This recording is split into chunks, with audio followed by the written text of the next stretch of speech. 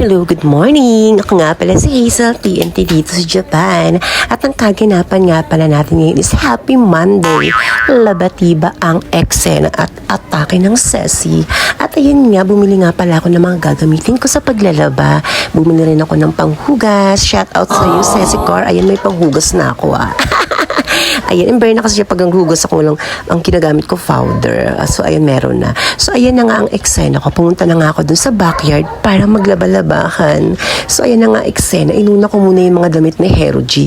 Kasi nga, alam mo naman si Hero G, medyo may pagkamitikilos at talagang inuuna yung mga damit niya. Ayan, para pag winashing, ayan, kasi bago yung first batch ng sabon, kanya. Tapos ang akin naman yung mga parang tira-tira na lang, pero dead mo na lang, mga Ceci.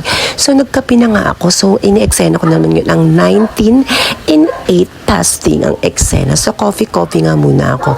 And after ko nga dyan, naglinis na nga rin pala ako ng salon.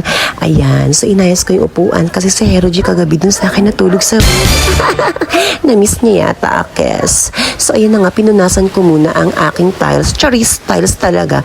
Hindi, pinunasan ko muna yung side ko. Rinolium lang yan, mga Ceci.